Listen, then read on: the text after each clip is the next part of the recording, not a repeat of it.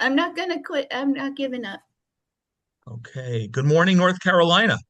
I'm Jonathan Morning. Feldstein, president of the Genesis 123 Foundation, and I'm host of the Inspiration from Zion webinar and podcast series. I'm joining you today from the Judean Mountains south of Jerusalem, and you can follow, connect, and be involved with what we do at genesis123.co. But today's Mhm. program is not about me. Over the past weeks, I've enjoyed interacting with the candidates, your candidates, for United States Senate from the great state of North Carolina. I've been looking forward to our dialogue today and pray that it will be interesting, informative, and divinely Mhm. directed. By full disclosure, I will introduce the candidates joining us shortly. However, I did reach out to all the other conservative candidates, and those not present today were just not available. Nevertheless, I hope this will infuse an important topic in the campaign with the primary just a month away. Also, by way of full disclosure, I have known and been friends with Thomas Johnson for probably 15 years, maybe more. We visited each other's homes here in Israel and me in the United States. And he's attended a book launch event in Charlotte 14 months ago that we did for our stunning book that we published called Israel the Miracle. Incidentally, our publisher is based in Raleigh. About a month and a half ago, he contacted me to tell me that he was running for Senate, which led to a conversation in which I came up with this idea for doing a town hall conversation, as we're doing right now. He was enthusiastic and said he would be part of it. And today we have others who are joining us as well. So here we are. But please note that while he and I have a very warm relationship, I do not vote in North Carolina, nor am I backing a particular candidate. My opinions don't count here today. Those that count are those of the candidates and you, the voters. All of the candidates have received the same communication about the structure of this event, and none of them have received any of the questions in advance. My role here today is to be a moderator.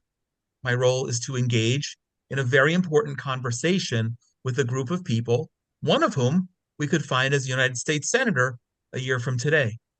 My goal is not to put a wind in the sail of any one candidate, but to give a platform to share their views as it relates to Israel, specifically with the citizens and voters of North Carolina.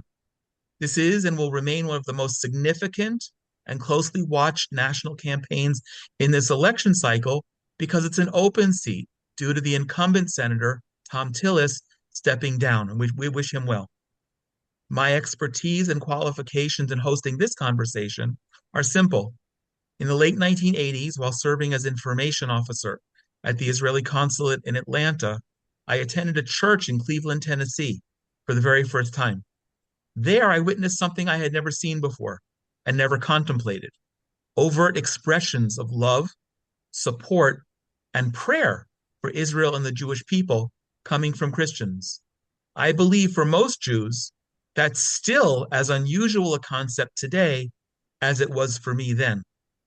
I realized then that God was calling me to be a bridge between Jews and Christians. And I really came into that after moving to Israel in 2004.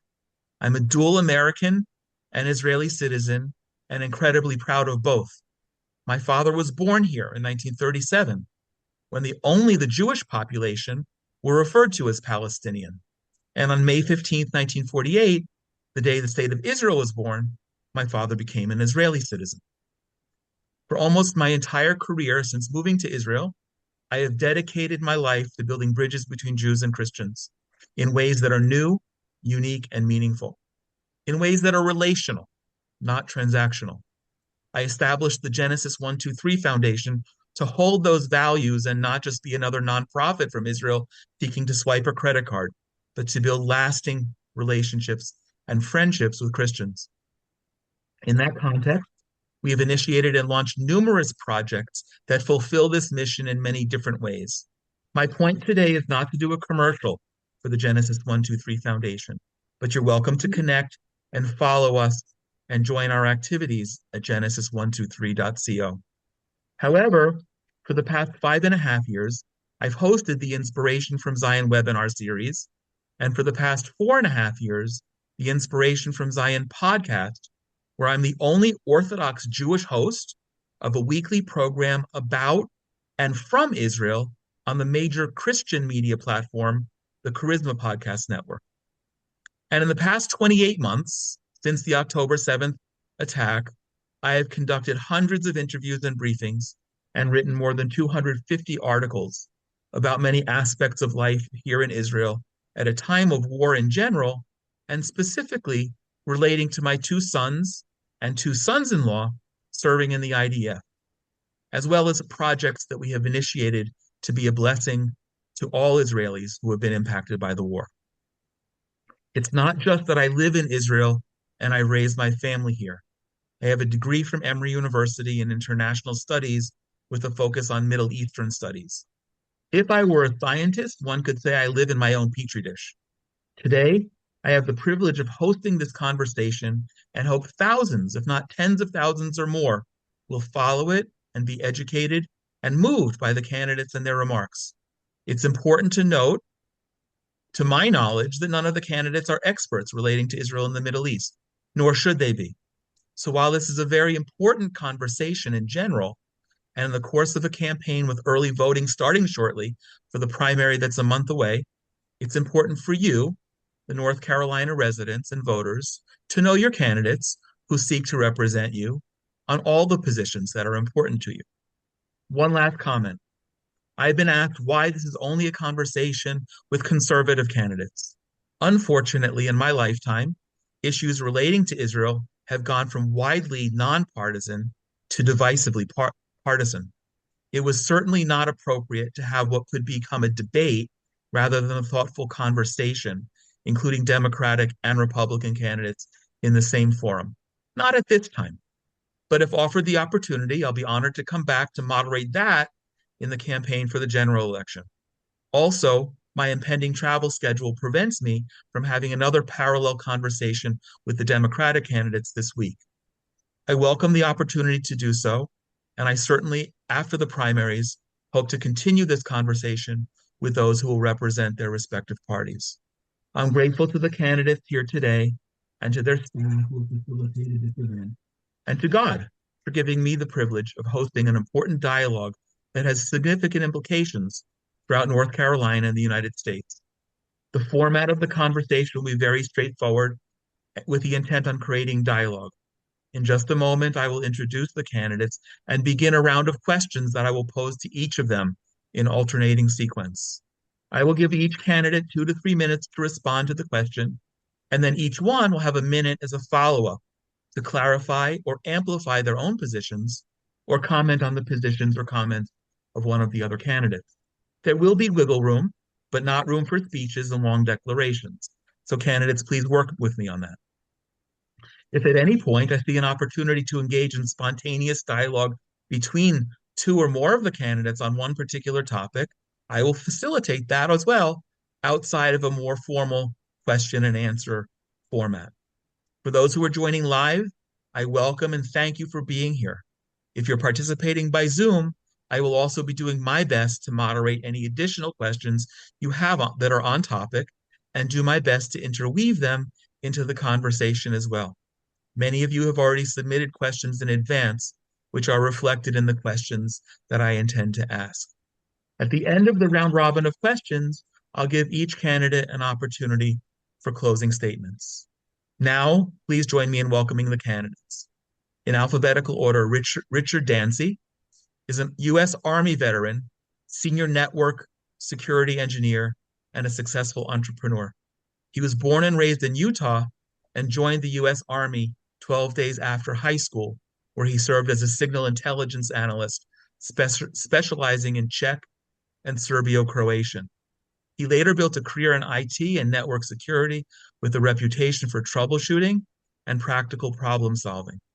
His core priorities include restoring the family as the foundation of society, reasserting law, order, and objective truth, reducing federal overreach, and returning power to the states and citizens, securing borders and supporting law enforcement, and ending runaway spending and eliminating wasteful subsidies. He's focused on incentive-based reforms that reward real results and punish waste, fraud, and runaway spending. Thomas Johnson believes that U.S. leaders who best understand the American promise are those who overcome much to reach it. He is a personal example of this. Raised in foster care and adopted at age 5, he learned how institutions can fail or save those entrusted to them. That experience shaped a leadership style grounded in resilience and grit. He joined the United States Air Force Academy, serving as an Air Force officer and later as a CIA fellow. He helped to build next generation intelligence satellites and forecast the commercial space revolution. After his government service, Johnson led the operations team at Lockheed Martin, Capital One, and Accenture before founding Agile Immersive. He's an award-winning screenwriter and foster care advocate, guided by faith in Jesus, family, and duty. Elizabeth Temple is currently a licensed teacher in K to 12. And I forgive me, I don't know the acronym, but it's NCDPI. She's a devout Christian singing in her choir and a longtime supporter of Israel, involved with the International Fellowship of Christians and Jews and others. And she's received a pin acknowledging her leadership positions. She's listed in Who's Who Among America's Teachers in 2007, Cambridge Who's Who 2009, and Marquis Who's Who in America Women in Business in 2021 and 22. Richard, Thomas, and Elizabeth, I'm honored to be having this conversation with you. It's very meaningful to me, and I want to welcome you to the conversation here today. Thank you. Appreciate it. Thanks for having us. So we're going to start in alphabetical order, and then go around. Richard, and we're going, I know we were talking about this just before going live. I'm going to keep with the formal, even though you prefer the Rick because you're Richard on the ballot. The question, what I'd like to do is ask a question and then give you each a chance to answer it. Some of them I'll set up with some background information, and some of them like this, not necessarily. So my first question, candidates, what personal connection do you have with Israel, if any, and have you ever visited? Richard? I have not visited Israel. I do have a desire to be there. One of my positions at Cisco, actually, many of my team were located in Israel, so I knew the time zone, and I worked with them extensively on solving problems. But as much as I'd like to visit, it's on my bucket list. How's that? And beyond having some friends that were born and raised there, I really don't have a lot of strong ties to Israel. So nothing spectacular to announce, right? Okay. All we're looking for is honesty. Thomas? Can you just rephrase the question, please? What personal connections do you have with Israel, and have you ever visited? So I've visited Israel on three separate occasions. First, as a spiritual pilgrimage with my mentor, Dr. Charlotte Phillips. We went to all the holy sites. We literally walked in the steps of Jesus Christ, worshiped in the synagogue of Jesus in Nazareth. That was probably one of the most amazing experiences of my life. I also visited Israel for both political and business reasons. So I actually spent time in the Israeli Knesset with members of parliament that have continued ties to building bridges with American business, American evangelical leaders, and the nation of Israel, the state of Israel. I've also spent time with an Israeli military war hero in his home. He actually hosted me and gave me a tour around Tel Aviv. Thirdly, I visited Israel and spent time in Israel as a tourist. I love to surf. I love the beach, and Tel Aviv has wonderful beaches. And I actually, my wife and I specifically love Israeli cuisine. The shawarma was spectacular in Tel Aviv, just off the beach, the North Side beach. And we have just amazing time. I also spent time in your home during Shabbat, Jonathan. So, I love Israel for multiple layers of reasons. Amazing. Elizabeth, how about you? Before we started the conversation, you had a very impassioned comment about tourism, but what's your personal connection? And you said already you didn't visit here yet. No, my great aunts have visited, but I actually wrote, I didn't know you were going to ask this, but I actually wrote a statement about the biblical connection to Israel.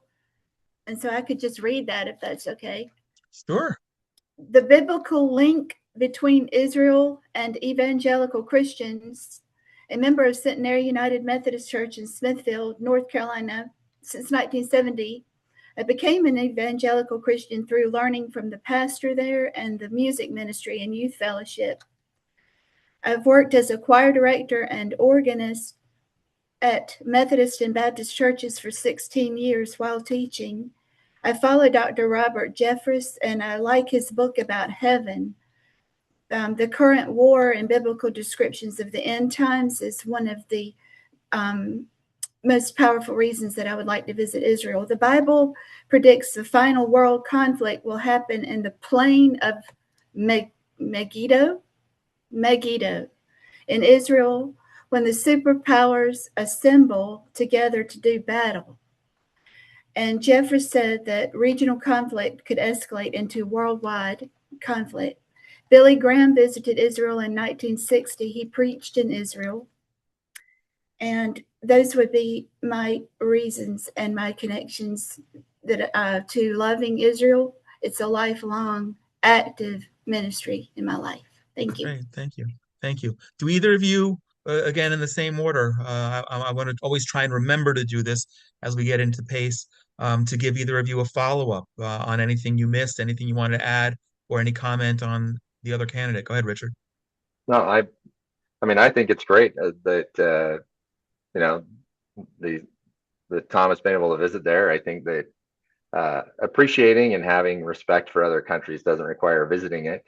I think, with 200 countries in the world, it's kind of hard to visit every one, and the U.S. has a relationship with all of them, right? So even if that's tense or strained, we are a huge world influence, and understanding our role globally, I can still appreciate and respect Israel for where it's at and be allies without having been there. Thank you. Thank you. We're going to stay in order right now, Elizabeth, Thomas. This is a comment about the Iron Dome. I support that for Israel. And Mike Huckabee is the U.S. ambassador to Israel. He's a former governor. The U.S. young Americans, I'd like to see them be more pro-Israel. And I do know that Israel has a right to defend itself. And so the young people just need to know that Israel, is a sovereign democratic state, and they have the right to defend themselves. And I hope that they will support Israel. Thank you. Thank you. Thomas. Very important. We wouldn't want that happening in America, and not have a right to go and defend ourselves. Right. So. Right. Absolutely. Yeah. So I lecture at graduate school for MBAs for international business. One of the lectures I've done was for a pharmaceutical company that has headquarters here in North Carolina, but has an office in Tel Aviv. As you know, Israel has a major pharmaceutical industry, and right here in North Carolina, we are heavily partnered with them. I teach the strategic transformation of business and have done so and will continue to do so in international locations, including Tel Aviv. So that's my ongoing relationship with Israel, specifically in the pharmaceutical industry. Thank you. Great, thank you. Okay, let me come to another question, which is going to bridge a little bit of history and a little bit of your personal insight. On November 10th, 1975, the United Nations General Assembly had passed what's known as Resolution 3379, which stated, quote, that Zionism is a form of racism and racial discrimination. It was revoked by Resolution 4686 on December 16, 1991, in one of the few acts by the United Nations General Assembly in favor of Israel in recent decades. Nearly a decade before the UN Zionism is Racism resolution, It was widely reported that when confronted by a student who made a statement that was sharply critical of Zionists, Dr. Martin Luther King Jr. replied to him, "Don't talk like that." Quote, "Don't talk like that. When people criticize Zionists, they mean Jews. You're talking anti-Semitism," end quote. Yes, sir. My Exactly. question to you, starting with you, Thomas, what does being a Zionist mean to you, and are you a Zionist? I am a Zionist, period. Here's why. Genesis 12, 1 through 3. God, Yahweh, promises Abram, who he renames Abraham, that through all the nations of the world you will be blessed. I will bless those that bless you, and I will curse those that curse you. I just typed that in the chat. Elizabeth, I'm just going to ask, we're going to let everyone have a turn, please, in a round robin, okay? Thank you. I typed it in the chat. Go ahead, Tom. That is known as the Abrahamic covenant. I align myself 100% with the Abrahamic covenant because I'm a Christian, as a follower of Jesus Christ, who was a Jew. Our roots are in Judaism. Our roots are in Torah, which is the story of Abraham as Yahweh established his relationship with him. So 100%, yes, I'm a Zionist. Okay, now, that's from a spiritual inheritance as well as strategic and political alignment. All right. Thank you. Elizabeth, what does it mean to you to be a Zionist, and are you a Zionist? Well, I'm a Christian, first and foremost. But Psalm 132:13, for the Lord has chosen Zion, Jerusalem. So in that sense, I am a Zionist. Thank you. Richard? Richard? No, yeah. What? Sorry, I'm getting confused. You're good. You're good. So, and that you just asked Elizabeth that question. What does Zionism mean to you, right? Because that can be interpreted multiple ways. And so, in the simple form, if you want me to answer that, do I believe that Jews have a right to their historic homeland and self-determination? I would say yes. In that regard, I am very much a Zionist. And so I don't know that there's much more to say. I believe that, yes, I would be. I am. Got it. Thank you. Comments back in the same sequence? Rebuttals, additions, Thomas? No? Elizabeth, anything to add? No, sir. Okay. And Richard, anything you wanted to add? We're going to move on. Okay. No, I'm good. I think that's sufficient. Fine. I'm going to keep it informal. I actually thought of something I could mention. Okay. Ilhan Omar. I do not support Ilhan Omar. And she said it was all about the Benjamins. Israel. It was all about the Benjamins. And we have several representatives who do not reflect the United States as a whole, who are quite outspoken. Thank you. Thank you so much. Elizabeth, I'm going to start with you on this on the next question. Let me give some background.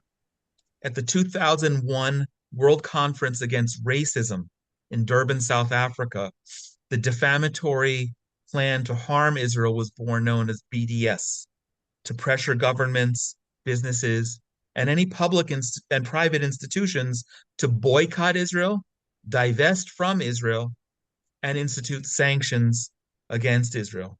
North Carolina is one of 38 states that has a law against the BDS movement that's against Israel.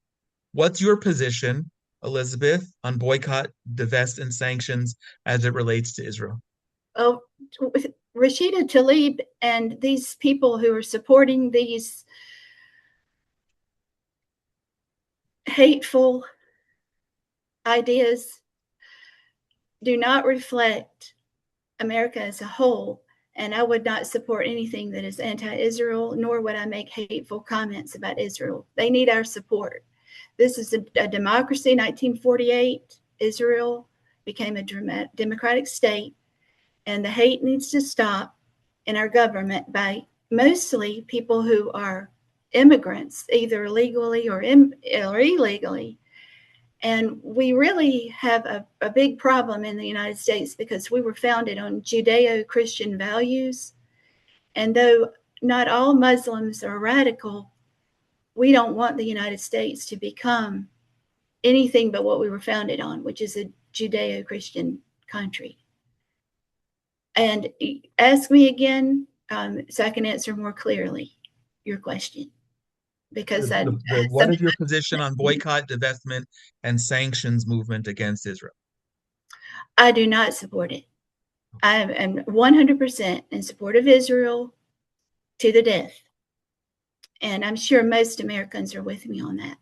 They are our ally, and we will not tolerate our legislation or anyone else threatening Israel or its leadership.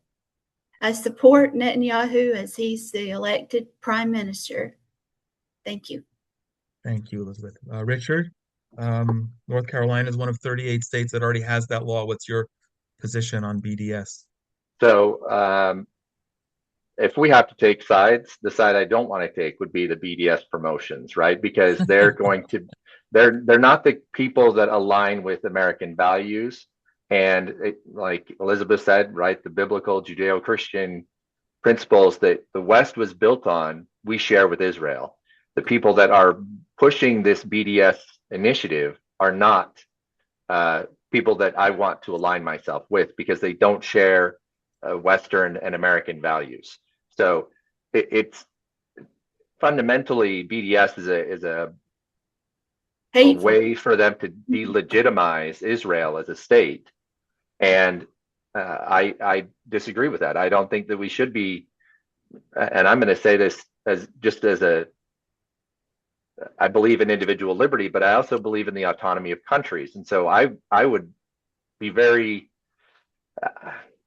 I'm not a fan of trying to delegitimize any state, any country in the world, and especially Israel, because as I said, Israel shares Western values and the Judeo-Christian principles that the West is built on.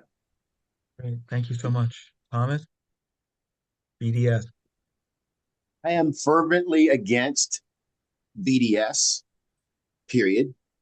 As North Carolina's next United States Senator, I would ensure that the current $4 billion of commerce that happens between North Carolina and Israel would continue and even expand.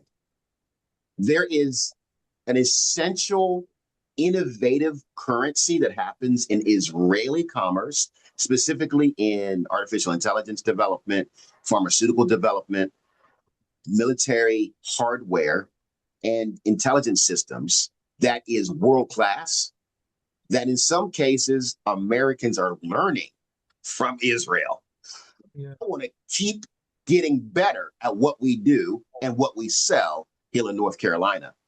So I would make sure that a regulatory framework would be in place that allows us to grow innovation, grow commerce, and allow for increased opportunity for Israeli and North Carolinians to do business with each other. So I want to ask you a direct follow-up, and of course, then open it up as we go back through the second round. But you mentioned, which I admire, as the next United States Senator from North Carolina, that you would ensure that there's even more business between North Carolina and business. How is that? I don't know. How is that a role of a United States Senator to be involved in business relations? I would think that that's the governor, but help me figure that out. Not me. Absolutely. Help your voters. Absolutely. So I had the privilege in 1994 of interning in Congress at what's called the Air Force Legislative Liaison Office while I was an Air Force Academy cadet. And guess what I used to do? As an Air Force Academy cadet at the Air Force Legislative Liaison Office, I would put together, as a 20-year-old, what's called congressional delegations, called CODELs, to Germany, France, Israel, Australia. And congressmen and senators would fly to these foreign locations to further their states' individual commerce and national commerce with those particular countries. And they would do so in pockets. So in other words, southeastern senators, so like North Carolina, Georgia, South Carolina, would do an agricultural codel to China, frankly. And that was an opportunity for billions of dollars of selling soybeans. This is a true story, okay? There was the same thing that happened between New England senators to Ireland to open up commerce with Ireland. This is exactly the role of a United States senator and United States congressman to make sure commerce is expanding for their state. Great, thank you. I think I'm older than all of you, so it's been a little bit while since I had a 10th grade civics class, but thank you for reminding me of that. Elizabeth, we're going to do this follow-up round. Did you have anything you wanted to add specifically about BDS or either of the comments that Richard and Thomas just made? Just that my family's been here since the 1600s, and I'm a member of NAACP since 2014. I'm a member of Jamestown Society, Magna Carta, Dames and Barons. One of my relatives signed the Magna Carta. Jamestown Society, Daughters of the American Revolution, member, Colonial Dames, 17th century. And I've always been kind to all people, helped African Americans. I want to see African Americans prosper over any further immigration, and I want all the ones who are here illegally to go back. We have to put the ones who were enslaved first. And I want to thank President Trump. I wrote down, he recognized Jerusalem as the capital, President Trump. He moved the embassy to Jerusalem. The Golan Heights acknowledged Israel's sovereignty of the Golan Heights was recognized by Trump, and a historic peace agreement between Israel and the Arabs. 100 times Trump supported Israel, and we cannot forget it. Thank you. Thank you. Thank you so much. Richard, did you want to have any round two? Yeah, sure. The Senate on a national level, right? There's 100 senators, and most of the resolutions and things that they need to do are on a national level. So I want to be very clear that as a U.S. senator, we can grease the wheels. We can strengthen, like Senate Resolution 411, that reaffirms our relationship with Israel, strengthens our ties, helps us make trade and innovation easier to share between our two nations, right? And so most of what North Carolina has been able to do with Israel is separate than what a U.S. senator is going to be able to do, other than open the doors a little bit more, make it a little bit easier for local representation at the state level to increase that revenue and that relationship with Israel, which I believe North Carolina has done very well. Do you think, like Thomas said in his comment, that North Carolina can or should do more? I think there's always room for more, right? I mean, that's how a good market economy works, is we can do more. And where are we going to focus that? And so, people tend to go where the path of least resistance, right? And if North Carolina makes it very easy to do business with Israel and vice versa, then Israeli business is going to increase with North Carolina. That's just a market behavior, a human behavior. Got it. Thank you. Thomas, you get the last word on the BDS conversation. Excuse me. Yeah, BDS, right? That's what we're talking about. Absolutely, absolutely. So I believe the word of God as an evangelical Christian. I believe when God says that in the Abrahamic covenant in Genesis 12, and the Canaanic covenant that God makes in Genesis 27 for the land of Israel, I believe him with what he says. BDS is a contradiction to the word of God. As evangelical Christians, if we share our faith, we cannot align ourselves with BDS at all. Thank you. Okay. Next question. I want to also go into a little historical setup. In the 1937 Peel Commission, which is the first formal declaration that the remainder of what was then British mandatory Palestine, which is, for those who don't know, it was after the Emirate of Transjordan was spun off from the entire British mandate, creating a new country on 70% of the British Palestine. The Peel Mandate suggested that the remainder should be divided into two states, one Arab and one Jewish. It's on record that the Jewish leadership here in Israel at the time accepted that, as well as in the 1947 UN Resolution 171, which provided a Jewish state within a fraction of what remained British mandate for Palestine, and the Arabs rejected it. For many decades since, political leaders have pointed to the two-state solution as the only solution for peace, and many Israelis have accepted that notion, or at least that two states could bring peace. That changed radically here in Israel after October 7th, 2023, the attack and massacre by Hamas, where even liberal Israelis who once protested for two states would no longer see that as a viable option. Richard, I want to start with you. What's your position on a two-state solution, and do you have a better solution? I'd like to say I'm an expert on Israel. I certainly am not. But I think that the problem we have with the two-state solution, from how I understand it, is that one side simply won't accept it. And when you have one side that will not accept the deal because they simply, won't, you can't force it on them. And so while I think that if it was something that could be accepted and would bring peace to the region, great. But unfortunately, I don't think that that's even possible from my understanding of politics in the area. So because I do stand firmly with Israel, I am a Christian, and I believe that we need to support our allies there.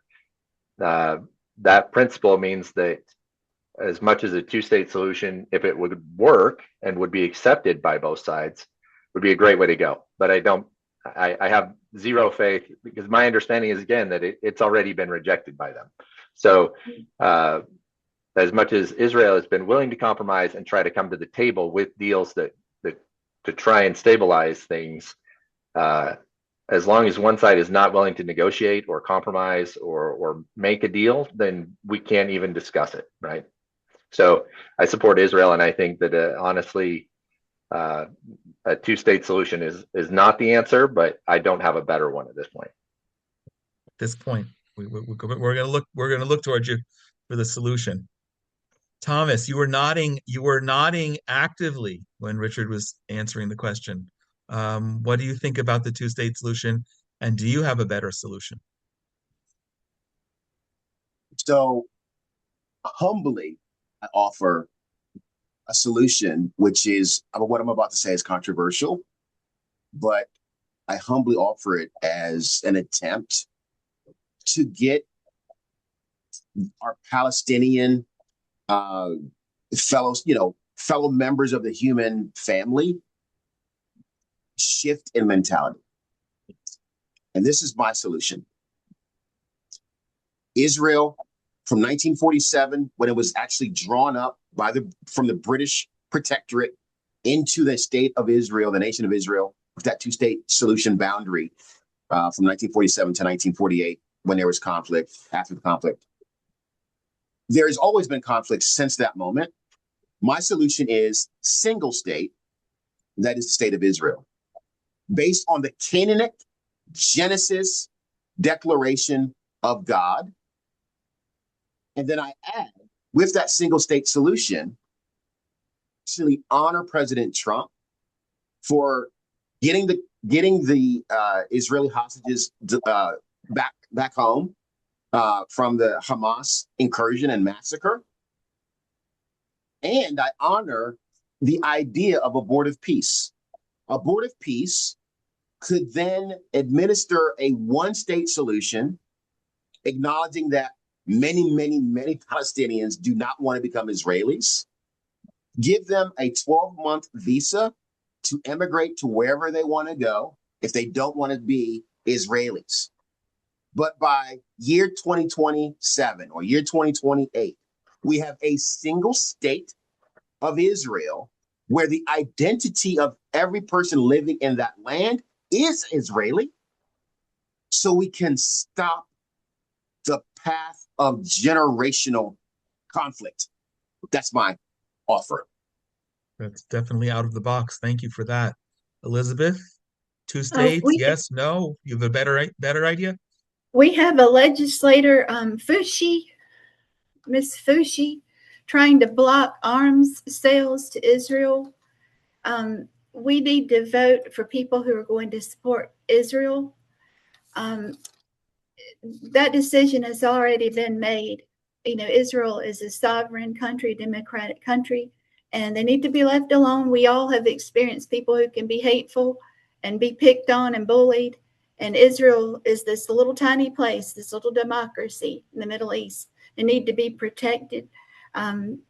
People need to stand up for Israel. And USA, we're working on voting for people who are going to support our allies. And these people who are coming over, destroying America from within and our allies, we're going to try to vote them out. And one of the things I spoke for was voter ID. I did this in 2018 at the legislature building with the NAACP there. I said I support some of what, most of what NAACP is what I said, and I do, but not the fact that they don't want voter ID. We need that so we can vote in people who are going to support Israel and our country.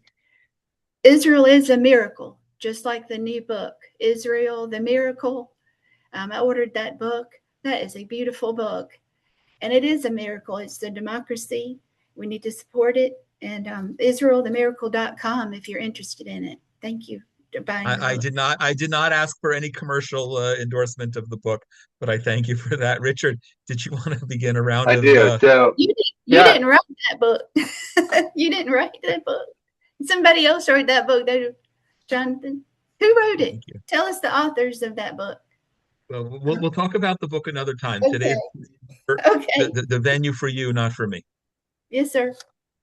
So my understanding, and I'm going to address Thomas's comments about the single state solution. The problem that I've come across when I read about other Middle Eastern countries and their relationships with Palestine is that they kind of all treat Palestinians as toxic. And so when I read about how enforced the border is between Egypt and Palestine, or between Lebanon, that they don't want these Palestinian refugees. So even if we were to try and impose a single state solution, these people probably would not have very many places to go, right? So I do recall that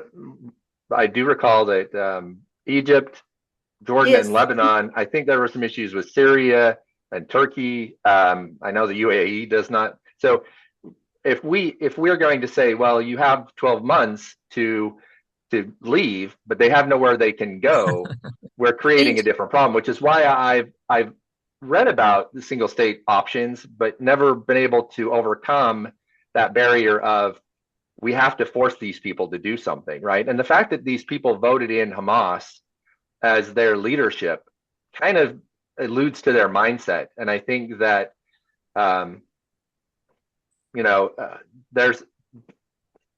there's a lot of complexity in the region. Again, I don't know. There's a lot of nuance that, having grown up in America, I do not understand, and I respect that and I appreciate that. But again, research, when I've gone through and looked at how other states view Palestinians and the fact that they are not typically welcome in most other states, nations around there, that I think a single state solution is very hard to kind of coerce and force onto as much as I think that would be a great solution, I think it would be very difficult logistically. Thank you. Thomas, he was responding to you. Elizabeth, you're going to get a turn, but I want to go in the circle, but also I want to maybe open this up a little bit, because it's an interesting conversation. One state, two states, and Richard's, from my perspective, correct observation that part of the issue is that nobody wants to accept Palestinian Arabs for a variety of reasons. What do you want to make any additional comment?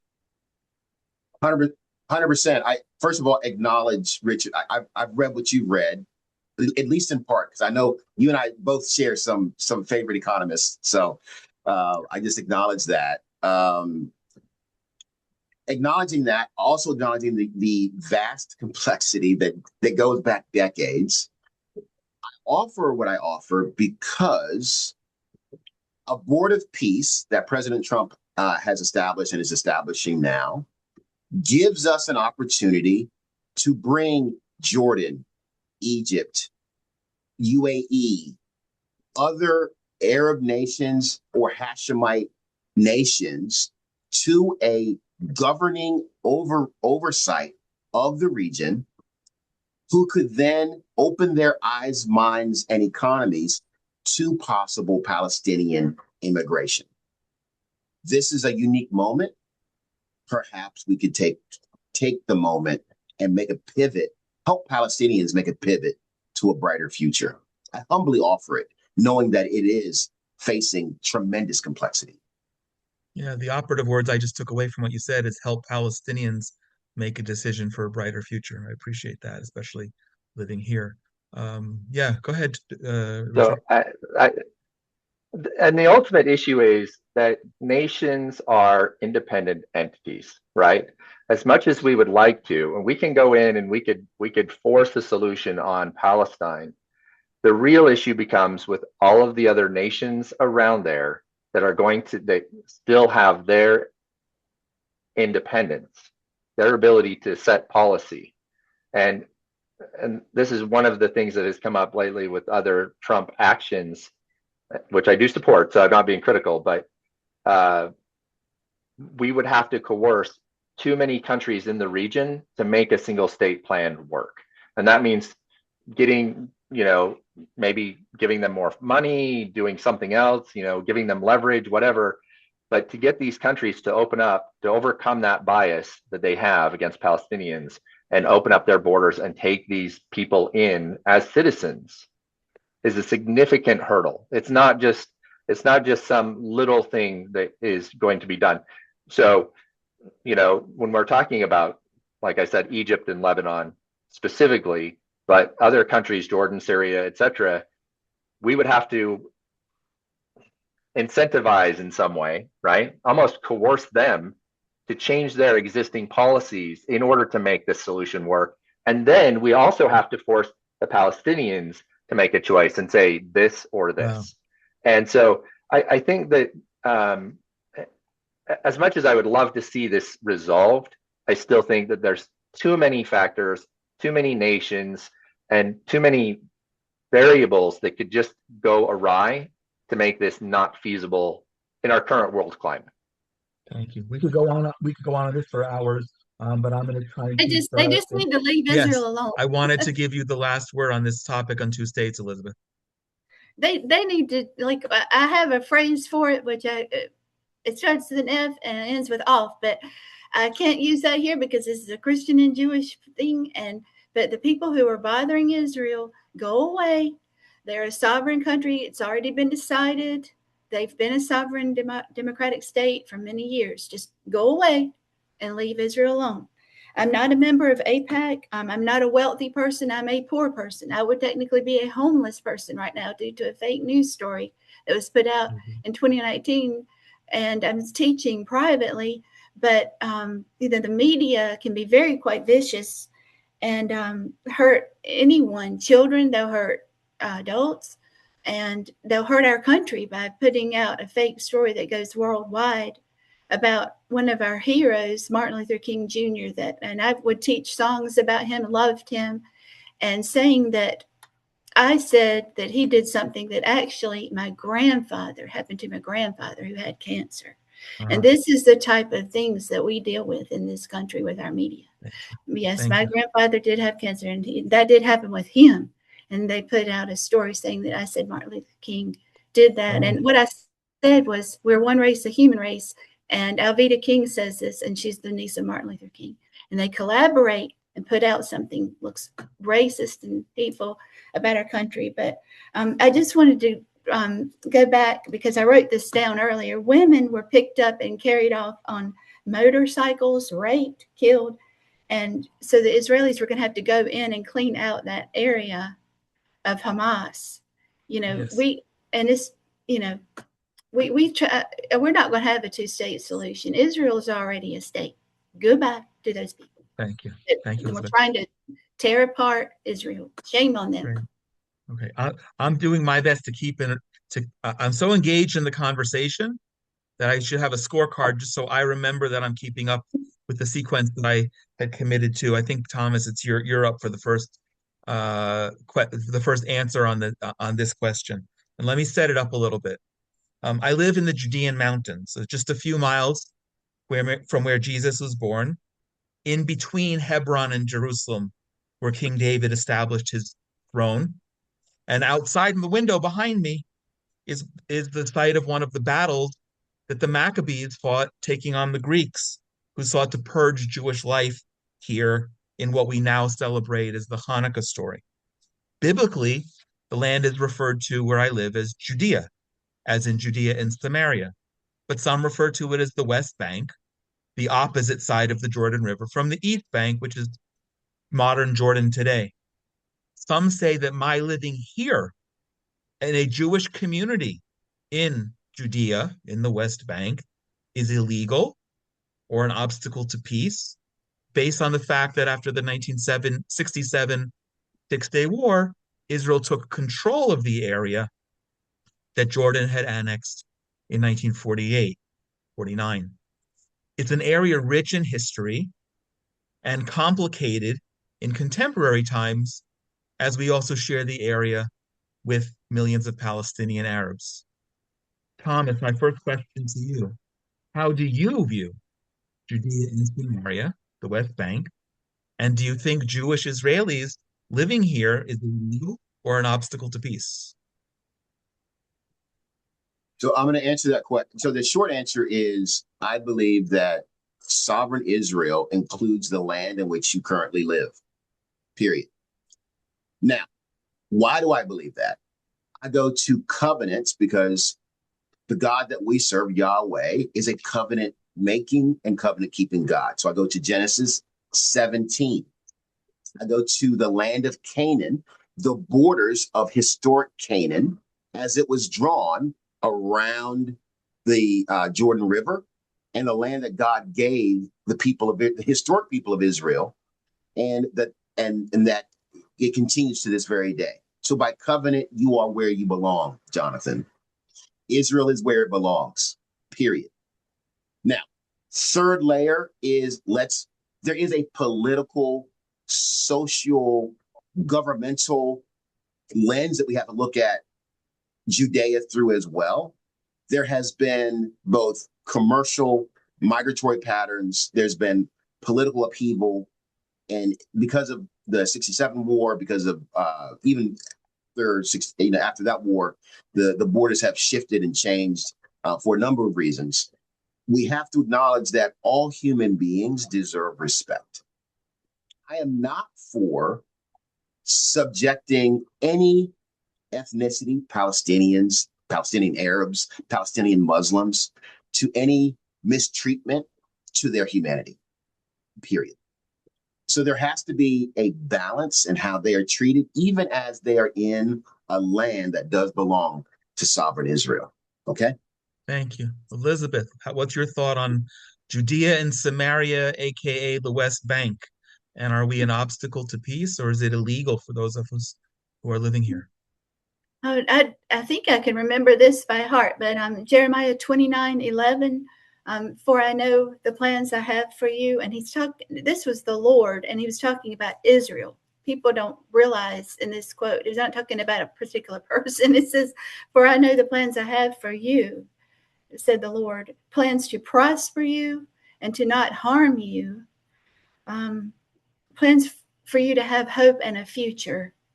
And this was God's intentions for Israel in that. So I think that answers your question right out of the biblical scripture. Thank you. It's a good source. Yeah. The Bible is a good source. Judea and Samaria, West Bank. What's your thoughts? Mine? I did not hear you say my name. Yes. Okay, so now I will be completely clear here because of this forum. I did some research and I came up with some bulleted points, and tried to make sure I was somewhat knowledgeable. But when you mentioned that, my understanding was that first, Jordan's annexation of the West Bank was not recognized anyway. So there was a lot of contention there. But if we start to go back And this is where I'm going to say, no, you are not a barrier to peace. The same people that make that claim are the same people that are pushing for BDS, which I oppose clearly.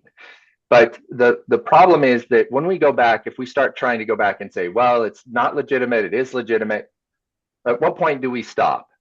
And we have this problem in America. We have this problem all over the world where we don't accept land for the way it is now.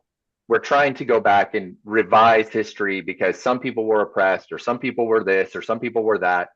And that's not how you view history. History is, in some cases, older cultures that are not modernized to get conquered, and new societies come in with new ideals that are meant for future growth. And in trying to go back and say, well, we did this, we colonized this, it creates a position for people to have a moral standing on something that really is loose ground. And I believe that the West Bank is one of those, right? That where you are is in Israel. I believe it belongs to Israel, and there's no peace factor that should be involved. The people that are crying for what you're saying, an obstacle to peace, are the same people that are pushing an agenda that I disagree with in BDS.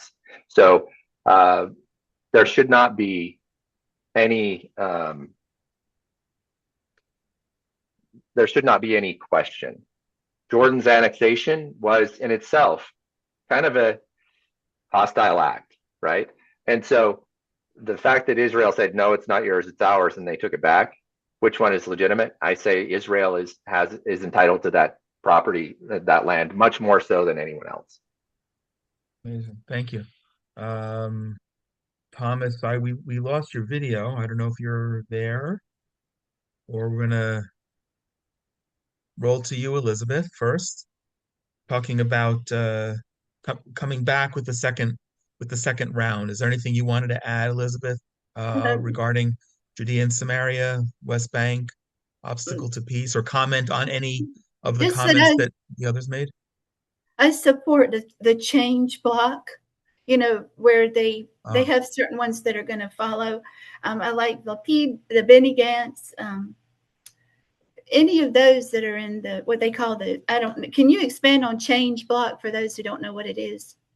Well, I'll clarify the point that you just raised, but I don't want to be the subject of the conversation here. The change block, we're also in an election year in Israel, and there are members of the coalition and members of the opposition, and it's members of the opposition who are loosely referred to as the change block, who are trying to garner enough votes whenever we have our national parliamentary election to unseat the current coalition in its current form.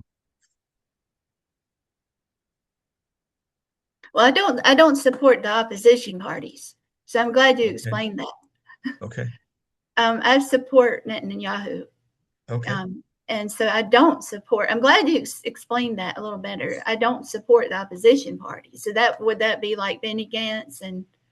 That's correct. Yeah, I don't support them. I support Netanyahu. Thank you for explaining that. Thank you. I appreciate that. Okay, Thomas, we missed you. I'm going to give you the second answer in the second round. Any follow up on the issue of West Bank, Judea and Samaria? Something you wanted to add, or something you wanted to comment on the others? Absolutely, yeah. I really like that Richard brings in the hostility of Jordan, which is what put the West Bank in question in the first place. It would be I would look as our future United States Senator. I would really like to see the Kingdom of Jordan, the royal family that leads Jordan, take an authoritative position on the Board of Peace, to have an ownership stake in the prosperous future for Palestinians in the region, and perhaps make way for them to either repatriate, immigrate, migrate, or prosper where they are in the single state of Israel. But Jordan is just, I've stood on the border looking, from an Israeli command post, looking, if you look east, you can see Jordan. You look west, or you look northeast, you can see other nations off in the distance. I mean, it's all so interrelated. We have at some point that community of nations, that neighborhood of nations, needs to be cooperatively invested in that region's overall success and prosperity in a shared future, a shared vision. That's the only way it's going to work. Acknowledging what Richard said, which is right now, it's conflict. Somebody's got to start agreeing with each other, or we're going to stay in this perpetual cycle. Okay. Yeah. Richard, you get the last word on this. Well, I kind of want to engage Tom directly on one of these. Please, let's do it. Point. And you've mentioned this a couple of times, Tom, about a board of peace, right? The problem that we have with a lot of international bodies today is that the superpowers control those bodies. And that means that the only way to give them teeth is through military force, because nations are independent. And so with the US, China, and Russia carrying the bulk of that military force, how are you going to give this board of peace, right, teeth to actually enforce things when force is going to be required, military force and war is going to be required to make this board of peace functional, which seems like an irony to me. Richard, do you mind, as if I take the prerogative as host here, just to pause that, because I'm going to bring up a question about the Board of Peace and maybe take it into a whole conversation there. But I like the question, and it's an important one, and I'd love to explore that. But let's just put that on hold. And if for some reason my tired 61-year-old mind forgets, I license you to bring it back up. Let me move to the next question as we get toward the Board of Peace question. And I think, Elizabeth, we're starting with you this time. You even alluded to it, Elizabeth, in one of your earlier comments. Since the October 2023 attack and massacre by Hamas, the Palestinian Authority has been deemed by many in the international community as either the legitimate partner for peace or the only partner for peace. Many have spoken about rehabilitating the Palestinian Authority, whose president is a 90-year-old Mahmoud Abbas, who is currently in the 21st year of his 4-year term to which he was elected in 2005. Last week, Mahmoud Abbas signed a decree that seems to prohibit Hamas from running in upcoming Palestinian Authority elections, but nevertheless, Hamas is wildly popular still among Palestinian Authority residents, which is, while it's regarded, the Palestinian Authority, largely as a kleptocracy and still pays Palestinian Arab terrorists and their families stipends in light of United States law. Elizabeth, how do you think that Israel should make peace with neighbors and entities like this that call for Israel's destruction, that fund and celebrate terrorists while educating young children, you're an educator yourself, to aspire to kill Jews and become martyrs? Well, fortunately, we have a president who supports Israel 100%, and I support having troops go to Israel, more troops to go to Israel and actually get this problem solved. And I have a postcard I wanted to show, and if I could, and if I can't show it, just tell me and I'll put it down. But it's about President Trump, and it says he is prepared to give his life to save America. Are you prepared to vote? Okay, here it is. Okay. Wow, that's a big postcard. It must take a big stamp. Can you see it? We do. Okay. We do. But let me bring it back to the topic, if I may. Thank you. How are we, or was that your answer in terms of making peace? Yeah, I want to see troops. I want to see Americans go over. You want to see Americans send troops? Yes. Okay. Thank you. Boots on the ground. Let's go. Republican Got it. Party and Democrat Party. My mother is still a Democrat. But, my father, he changed to Republican recently. People are seeing that we really need to support the Republican Party and our allies in being Okay. Israel. If I'm following my own order correctly, Richard, I think you're next on the issue of how we in Israel make. I know our military, many want to go, and they're concerned. Oh, I have another comment on that front. Military, Canada, and I wrote this in the chat. I support reparations. This means stop immigration. You see that until African Americans who were slaves can prosper. But I also have Canada and China trade deal. Canada won't join USA under the dome. And we have ships off the coast of Greenland from Russia and China. So, Thank you. We really need to, this is the time to protect Israel. More troops, more boots on the ground, Trump. Thank you. Richard, the question was, Trump was to protect Israel. The question Right. is, how do you think Israel should make peace with neighbors and entities like what we have here that call for Israel's destruction, fund and celebrate terrorists, and educate young children to aspire to kill Jews and become martyrs? So there was a comment earlier that was made about, it's all about the greenbacks, and terrorism is a business. It's a very profitable business. And Palestine takes in a lot of money from various nations and NGOs, et cetera, to continue to fund this. And so what America needs to do with Israel and other countries in the region that oppose Palestinian behavior is cut the money off. As soon as we cut the money off, then, and this is, we have this problem, America has this problem in other countries in the world as well, where we put money in the wrong places and we incentivize the wrong results. And so if we first cut off the money, then Hamas won't be able to function.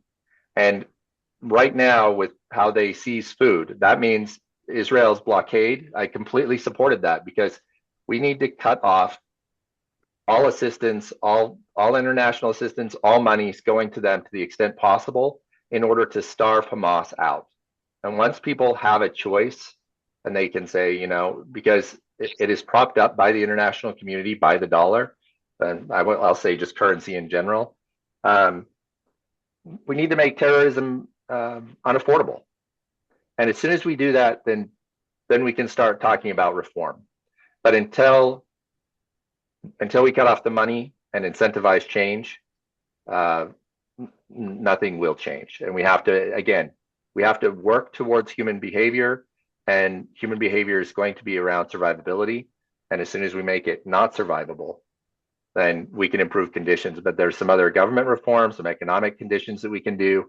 If we cut off enough money so that they can no longer buy arms, then Israel can come in more of a peaceful form and offer an olive branch, if you will, to say, here's, we can offer some assistance if you're peaceful, and we can do these things, and we want to, and then that opens up the single state solution.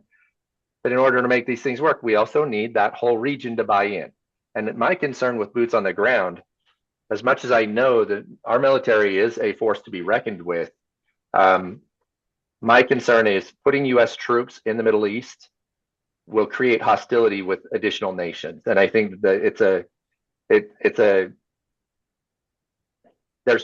we're too close to a boiling point right now, that I don't want to turn up the heat until we have buy-in from other nations that, hey, we're going to do this, we're going to invade, we're going to, turn this into a single state solution and give people an option. But we have to start by weakening Hamas, and that means financially. Thank you. I appreciate a lot of ways that this conversation is going, because it's becoming very interactive, with picking up on points that are made. I appreciate that, Thomas. You've been here, you looked across the borders. How are we supposed to make peace with our neighbors? Absolutely. So I'm going to answer your question directly, and then I want to give the layers to it. So the direct answer to that question is human beings, specifically Palestinians in Israel, who have a shared possible future that leads to prosperity and possible unity, will be the most incentivized to contribute to a single Israel a single state, a single inheritance and future, and will be disincentivized to destroy it.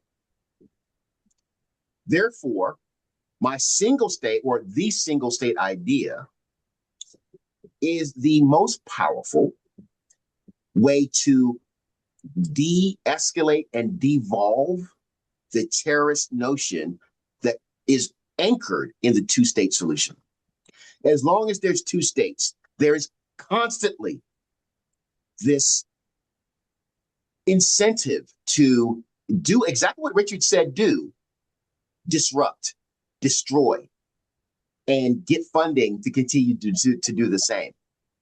Terrorism is a profitable business, unfortunately. As you know, I spent time in the intelligence community. I know things I can't repeat, but yes, it is, unfortunately, a profitable enterprise. Now, I think, again, I honor President Trump for the Board of Peace. I have it here. It's not pie in the sky. It's actually signed into, and signed it in Davos on the 22nd of January. There are 60 countries that have been invited. Israel is already a member of the Board of Peace, as is Argentina, Saudi Arabia, Egypt, Jordan, Morocco, UAE, Turkey.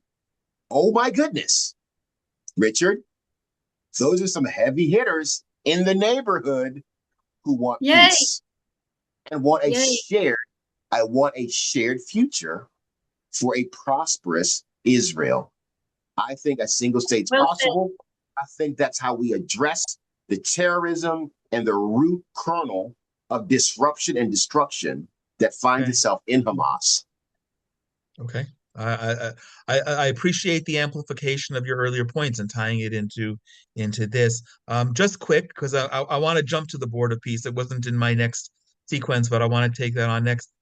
Quick round back if anyone has a comment specifically that you neglected, want to add, amplify, or on someone else's comments here, specifically relating, please, to Israel making peace with its neighbors. Elizabeth? Just that Israel has one of these. I'm pretty sure. A constitution. We don't. Not formally, but that's another webinar. Okay. Y'all, okay. Israel get one. That's a political issue. Richard, any follow on the making peace with our neighbors? It still comes back to the same thing, right? Palestine is not a peaceful entity. They're not part of this Board of Peace. And until we either go in and conquer them or weaken them, the Board of Peace has no teeth without American military might. And that means that, again, we come back to this contradiction, right? A Board of Peace is going to have to use war, the mechanism of war to bring about its agenda.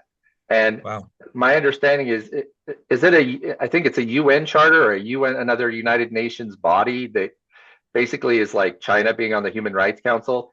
I don't lend a lot of validity to it when the primary entity that we have to defeat, that is our problem here, that is around this whole creation of a Board of Peace, is going to be the most resistant to it. So with it just, I see too many contradictions. And again, a Board of Peace that requires military might and some type of force and engagement and conflict, if not an outright war, to simply make it work, it kind of defeats the name. And this falls right under my whenever a law is made, I automatically invert the name. So the Unaffordable Care Act, right? The Unpatriotic Act. In this case, it would be the Board of War. There is no peaceful solution without engaging Palestine, and Palestine is not a peaceful entity. So thank you. I'm going to move on to the question of the Board of Peace and expand upon that. But first, I neglected before, but I think, Richard, you just set it up for me. Even though I said at the outset, we're not here to talk about me.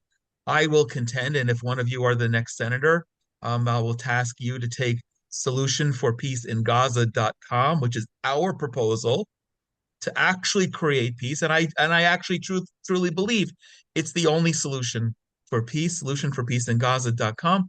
You're all invited to check that out. Let's talk about the Board of Peace. And I think, Thomas, we get to start with you. You're the one who raised it a couple of times. Let me lead it. Let me set it up from the perspective that I'd like to address it, but I think this is going to be a robust conversation. As we've already established, President Trump created the Board of Peace, which is being celebrated and chided at the same time for the same reason, seeming to sidestep the United Nations, specifically as it relates to peace in the Middle East. And in general, there are people who hate the United Nations. There are people who love the United Nations. So we're going to have people celebrating that and people criticizing that at the same time. In Israel, one of the big criticisms of the Board of Peace is the inclusion of Islamist countries that do not have diplomatic relations with Israel. Indonesia and Saudi Arabia are two who don't have diplomatic relations, but have displayed relative moderate voices. Turkey and Qatar, on the other hand, are particularly concerning outposts of the extremist Muslim Brotherhood ideology and enablers of Hamas. And Pakistan, whose passports expressly state that they are not valid for travel in Israel. And there are others. So my question, which we're going to just sort of let this one go, is clearly the United States has its own distinct foreign policy interest and relations with many countries around the world for a variety of reasons. But how would you balance legitimate U.S. interests while trying to make peace in Israel, albeit, Thomas, you mentioned some positive countries, with a Board of Peace that includes countries that don't even recognize the right of Israel to exist as two states, much less as one? So I want to answer that question with a story, a true story from Iran's history. Before the Shah of Iran fell, Iran had normal diplomatic relations with Israel. Iran had normal diplomatic relations with Israel and with the United States and with Turkey. And there was a prosperous commercial, economic, and military collaboration that was decades and decades in the unfolding. Why do I bring that up? Well, our current moment is the representation and the reflection of our current ideologies and our current geopolitical strategy. I humbly offer that the Board of Peace can work if we allow it to. Just like Iran was a friend of Israel and a friend of the United States and a friend to other Arab nations in the 60s and 50s and 40s, the same can be true here in the 2010s and the 2020s and the 2030s. We are not prisoners of history if we learn from it. Human nature is that we, as Richard and I both agree, humans reflect their incentives. If there's a shared future, a shared opportunity for both freedom, opportunity, and prosperity, from Palestinians to their Arab neighbors and Israeli neighbors, as either as Israelis by identity and or Arabs in another Arab nation, then that's a possible future that I think we should pursue. Just because it's hard doesn't mean we don't do it. As a future United States Senator from North Carolina, I will do what is hard. I will attempt what is hard. Just because it's difficult will not deter me and should not deter the people of North Carolina. Just because it's hard doesn't mean we don't try. Thank you. Thank you. Grit was in your bio. You've expressed that real well here. Richard, you had wanted to have a conversation with Thomas anyway about the Board of Peace. I framed it in a little bit of a different way, but I'm going to allow you to answer, let me enable you to answer the question and then just kind of open it up because I think we're going to have an interesting dialogue. I'm going to make a clear rejection of Mr. Johnson's recommendation here. It's morally idealistic, and we've learned, if we're going to learn from history, we need to learn how America's interactions with the world, especially in the Middle East, especially in Central and South America, that we want to believe that people will accept our ideologies because we have a better way of life, but the problem is that it's often rejected. And Iran was a great example of that. We were part of the reason it collapsed. And our influence is not always seen as noble and great and moral by countries that we're trying to give them the opportunity, right? And so the fact that there are places in the world, especially when you have religious foundations, much like the Middle East is, right?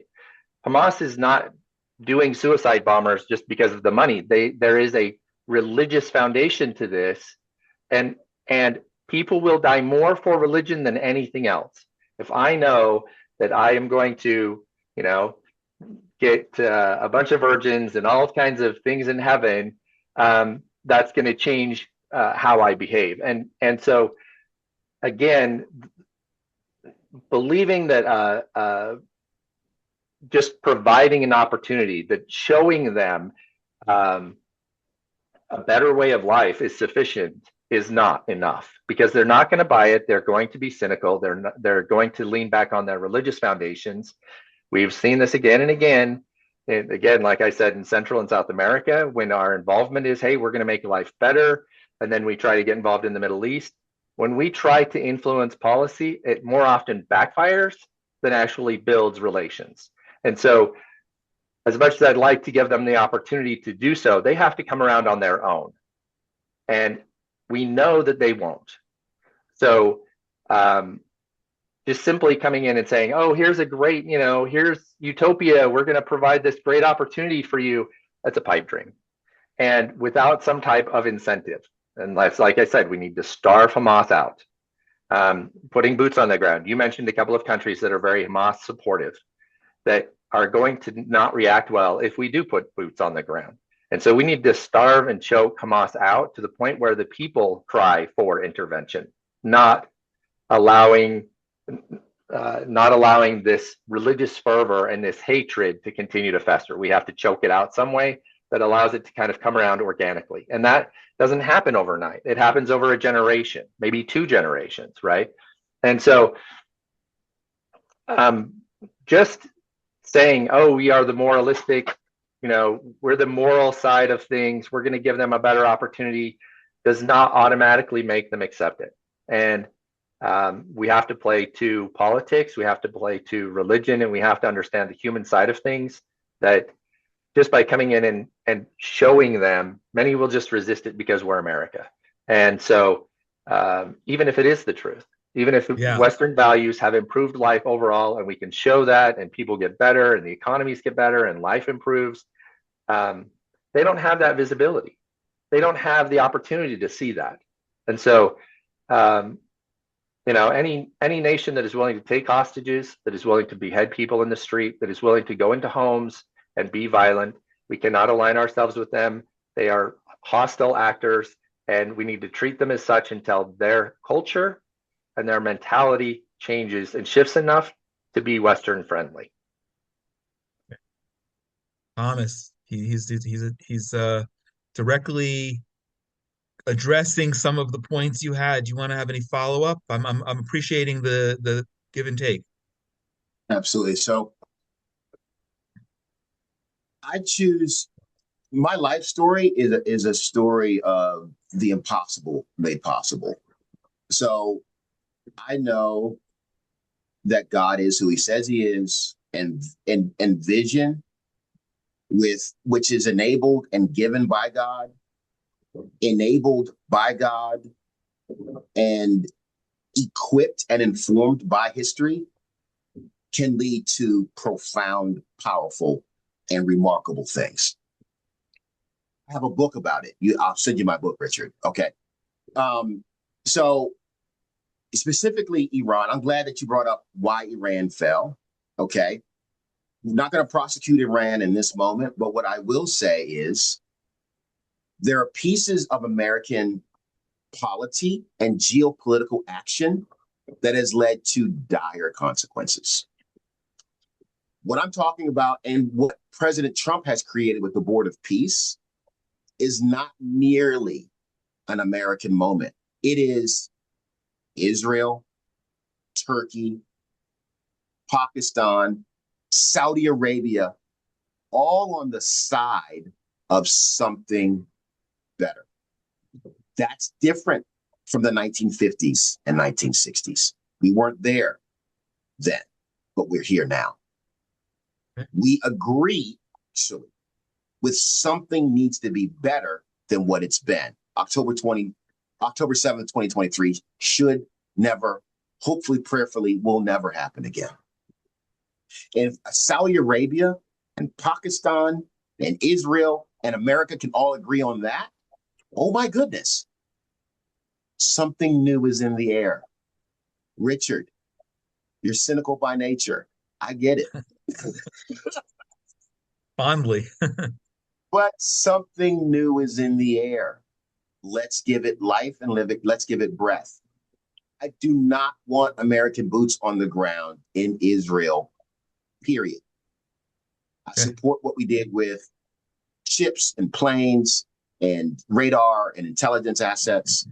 No American boots on the ground. I want Israel, I want Jordan, Egypt, Saudi Arabia et al. To work it out in the neighborhood. Let's get your neighborhood right.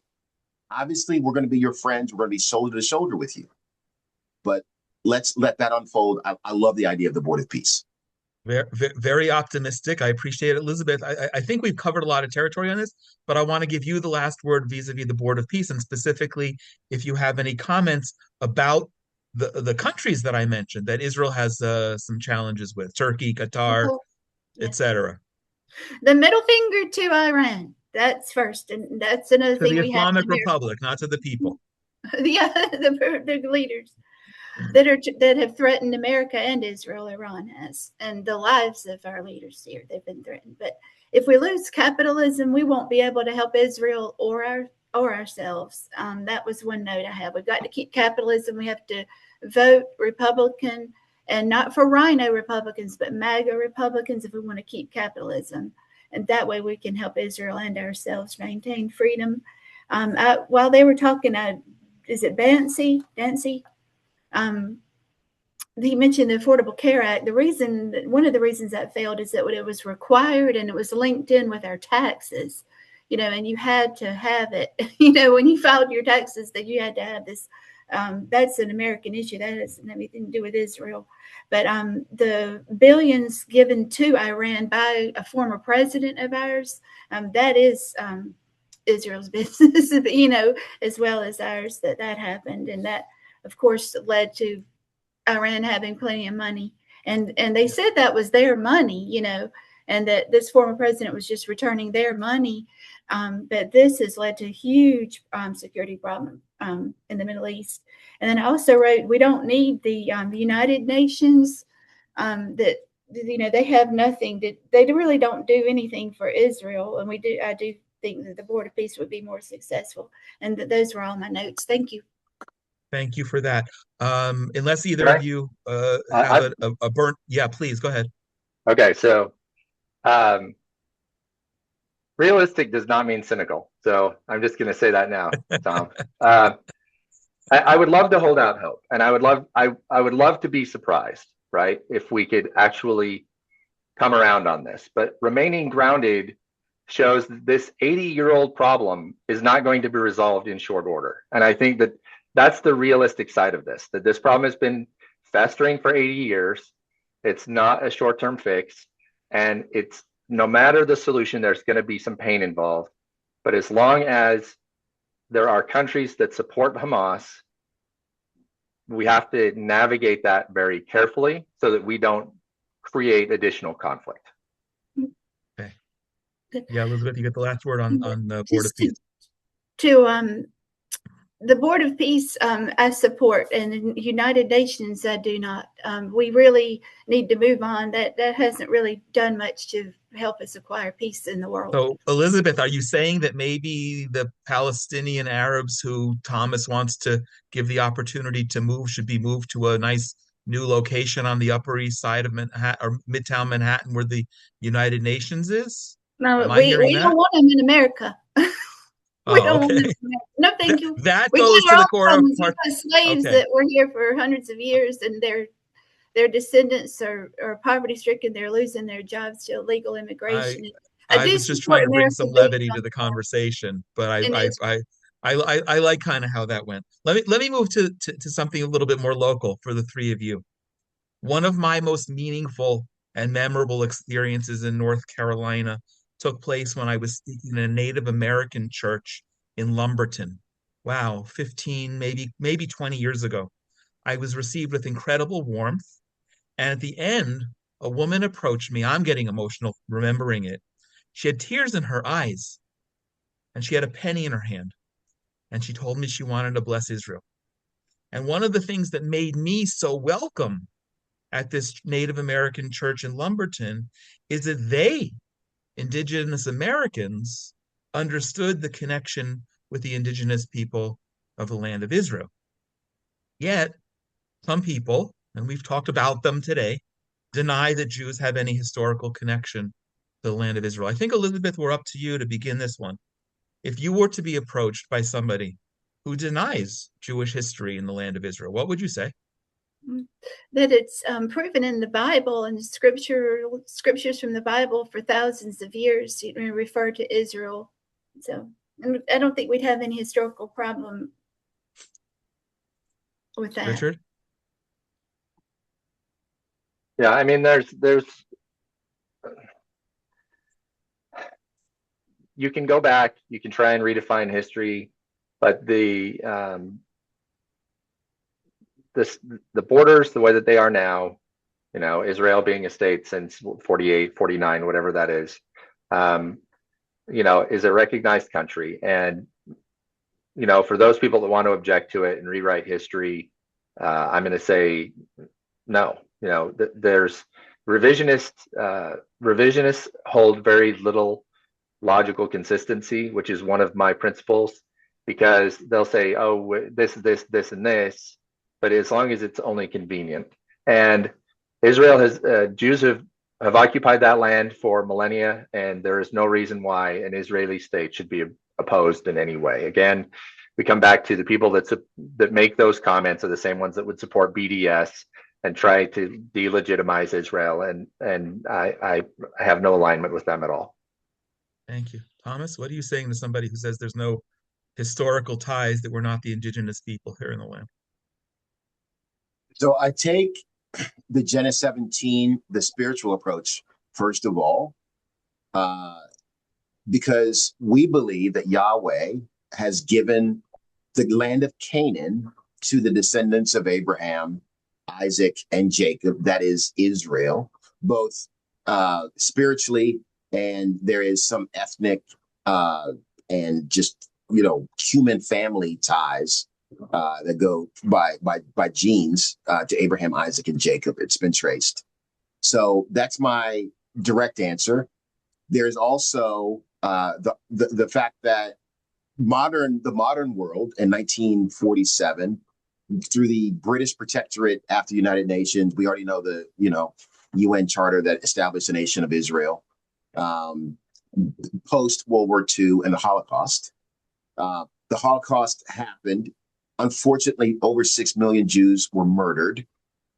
And as a result, the world came together, established the nation of Israel. I support that. That happened 79 years ago. It's a legitimate fact. Israel is a sovereign nation. We support it. It's legitimate. We recognize it. Let's move on. Okay, let's move on. I don't think we have any disagreement. Let's stay local as well, North Carolina. If you win, you'll become the junior senator from North Carolina, with Senator Budd as the senior senator. In May last year, 2025, Senator Budd joined several other GOP senators to introduce the Stand with Israel Act to cut off U.S. funding to any agency within the United Nations that expels, downgrades, or otherwise restricts the participation of the State of Israel. At the time, Senator Budd said, I quote, "The UN is increasingly a hotbed of anti-Semitism. As our strongest ally in the Middle East, the United States stands with Israel and the Jewish people. Not a single hard-earned American taxpayer dollar should go to the UN or any international organization that tries to restrict Israel's participation." So my question, where do we start? Richard, I think we're back up to you. What do you think of Senator Budd's stand? And how would you, as the junior senator in North Carolina, work on behalf of the well-being of all North Carolinians to promote other legislation and activities that support what he termed our strongest ally in the Middle East? People often lose track that nearly half of the world's religious population are, I should say, a little bit less than half, but the Muslim religion has 2 billion people worldwide. And so because one of the tenets of most Muslim groups is anti-Israel, it's not surprising that we see an increase in anti-Semitism, because the UN is a global body, and global bodies are going to reflect various aspects. And with Muslim being largely anti-Israel, it's going to come up. And again, I'm going to come back to, Judeo-Christian values. We need to stand together, because if we allow these people to splinter us or weaken us, it's not going to help the world at large. The reason the Muslim religion has been able to grow so quickly is largely due to America's influence and global policies, and we fund many of these countries. So we do need to cut off. I think that America needs to align itself and say, if you are anti-Christian, anti-Israel, we don't care what your religion is. We're going to scrutinize any assistance or monies that we send you. Any way that you might get help from us, again, play towards human nature and say, we're going to cut off your money if you're going to be anti-Western, or you're going to have values that are against the West.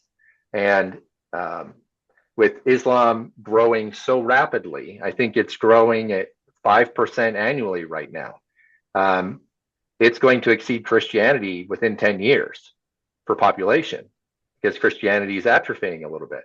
And so largely because of religious freedom in America and the West, and, this kind of discouraging. And so if we can't stop some of that hemorrhaging and stand together and reinforce faith and God, we are going to find ourselves in the minority, and in global bodies like the UN, it's going to become the majority opinion, and that is not a good place to be. Yeah, I assume that Senator Budd, I've not met him and had a conversation, but I assume you would find a willing ally with him. Thomas, you get to answer next in terms of Senator Budd's stand on the United Nations and the I Stand with Israel Act. Absolutely. So Senator Ted Budd and I met in 2021 when he was Congressman Ted Budd, and I completely align with his efforts, the senior senator from North Carolina, to make sure there's a regulatory framework that ensures ongoing protection of the relationship between Americans and Israel, and protecting Americans from the BDS and negative forces that want to downgrade, disrupt, and bring Israel harm, both economically, financially, and geopolitically. There needs to be, as I said in my earlier comments, an increase of what we do in terms of innovation, exchange and commerce, and expanding markets between North Carolina and Israel. We have aligned values, specifically in biotech, biopharma, the innovation atmosphere around AI engagement in those particular sectors and industries. I am actively doing that anyway with what I do for MBA students in my teaching, as well as in my strategy coaching. And I want to do more of that as North Carolina's next United States Senator. Thank you. Elizabeth, I want to come back to you. And I think I just want to interject. I'm not being a very good timekeeper because I'm really engrossed with the conversation and I'm grateful for it. So I want to let Elizabeth give the last answer to this question. And then I have two more, but my big priority is to give you each just some time for your own closing statements. So Elizabeth, if I may come back to you to close the question in terms of if you're the junior senator from North Carolina working with Senator Budd, how are you going to work together with him to introduce other legislation that complements the Stand with Israel Act and other activities that support our greatest ally in the Middle East, strongest ally in the Middle East? I don't think our North Carolina senators and representatives have done enough, to help Israel to really comment on that. But I do want to say, Johnson, that Muslims in Michigan helped Trump win. And they spoke at the Michigan Trump rally, and these were Muslims. So I think I'm not going to say I disagree that all Muslims are not for Israel. I really do think that there's some who, I can speak for that have no interest in, in damaging or harming Israel, and they just want to keep to themselves. And so I would disagree on that. And thank you for your time. Thank you. Let's just begin to wrap up, and I like to keep things somewhat more domestic because my contention in this conversation is, yes, indeed, Israel is a foreign policy issue, but it's also a domestic issue. So if I stick with the Stand with Israel Act, Senator Budd, when he signed it, joined 23 other Republican senators in introducing that bill.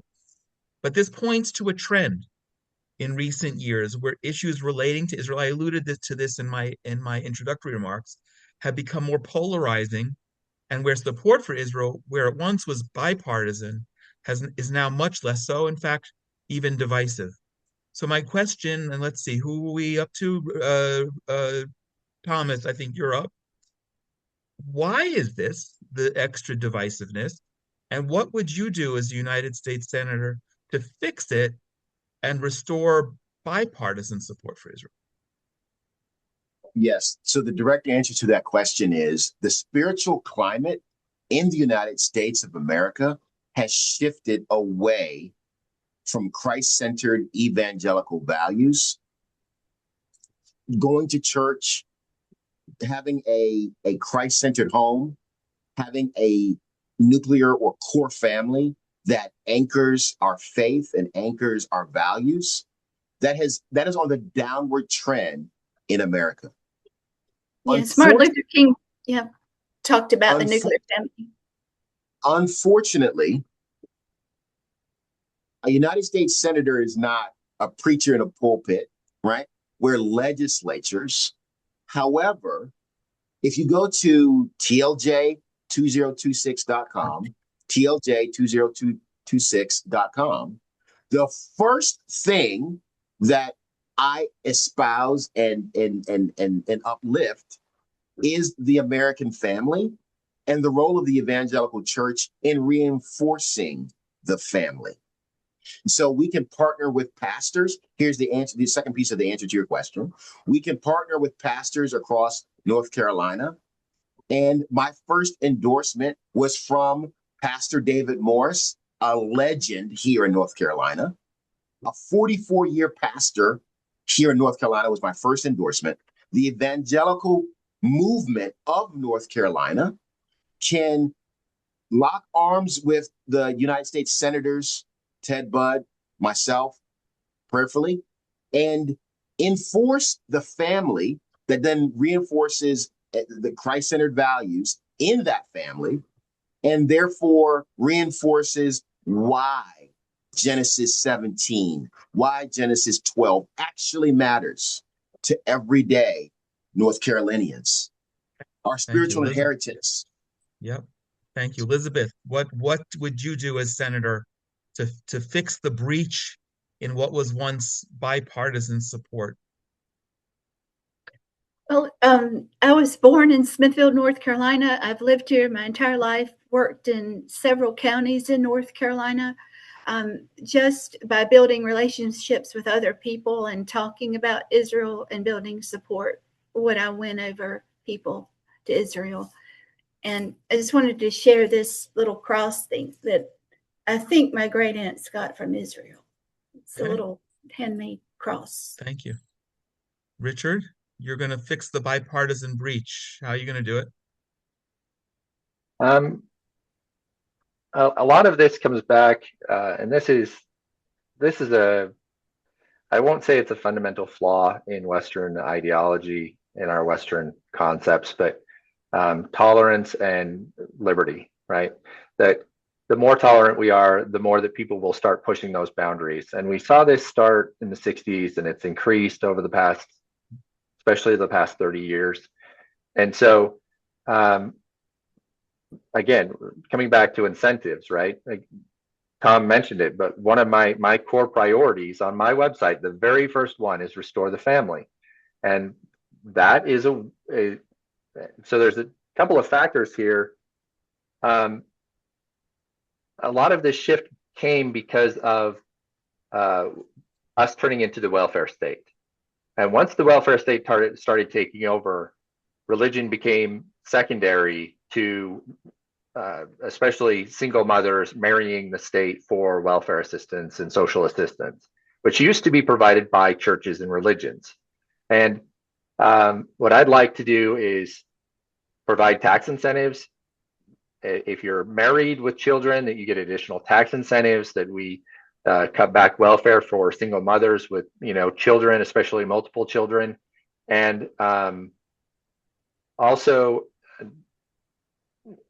allow the government to support religions in taking care of its members, the churches, to take more care of their members, because the state does a terrible job. If you fill out a form, you check box, check X and checks Y, then you get a check in the mail every month.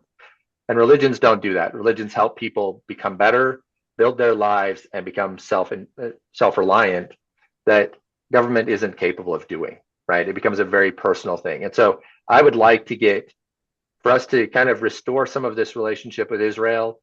We have a cultural shift that we need to help in America today. And as a senator, we can do that by changing tax incentives, because right now there's more incentive to be a single mother and marry the state for those checks than there is for a family to marry and have traditional values and be the foundation of society. Government has incentivized the wrong direction. We knew that with the Moynihan report, that the trend was starting, and it has only gotten worse. And as that increases, we also see that rise in anti-Israeli sentiment. So just some simple tax incentives could promote a huge change, not only in our culture, but in the way that we view other Western nations and Israel. Thank you. One of the things that I'm taking from all three of your conversation is a subtle affirmation of yes, indeed, there is a domestic policy issue here. This is not simply a foreign policy, but it's also rooted in why Israel is and must be such a close ally of the United States, because of those common Judeo-Christian values that you're each in different way saying need to be underscored. And go ahead. I was just going to say, one of the best things that we can do as a nation is get our own house in order, because once we get our own house in order, we can be a much better ally for those nations that are Western aligned, and especially Israel, right?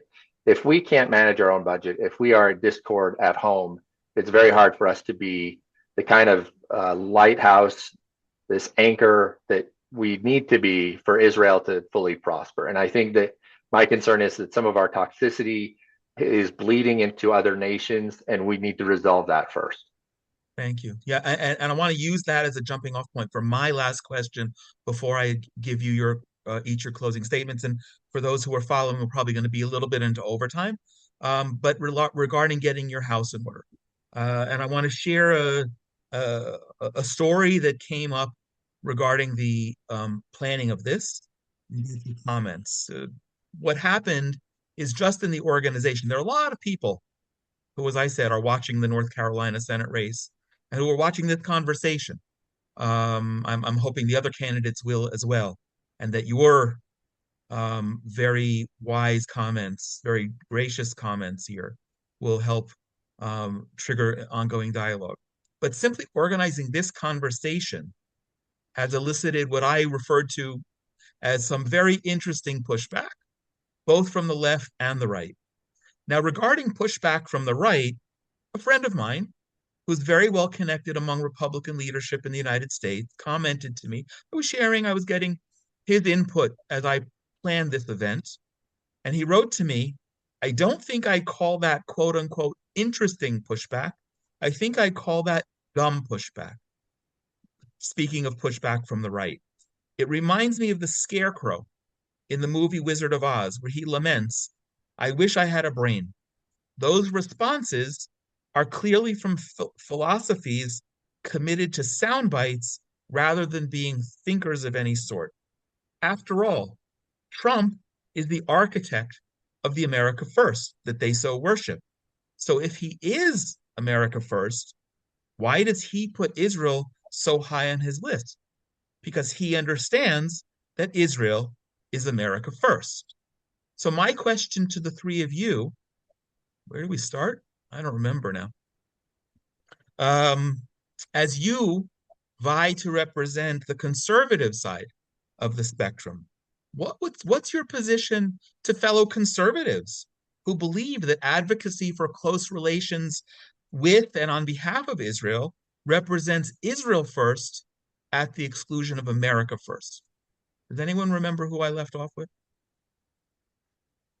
I could interject Please, and just jump in. Yeah, Ronald Reagan, his philosophy was to never speak ill of a fellow Republican, not to speak of another Republican in a poor way.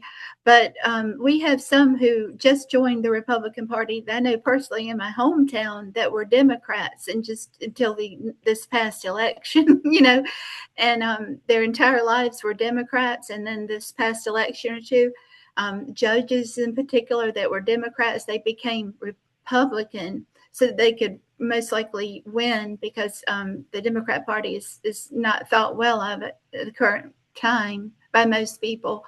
I thank you for your time and the interview. And if you have any other questions for me, let me know. Well, we're going to come back with and, one and round. I guess my answer, it's just that not all the people in the Republican Party are true Republicans. We have But you also liked your comment about President Reagan. Richard, how are you going to respond to fellow conservatives saying that Israel first is the opposite of America first? Well, I would not. I don't know that I agree with that statement completely. I do. Good. His platform is "Make America Great," right? So I think his focus is in America, but I think he's also learned from history. We've talked about this a little bit before.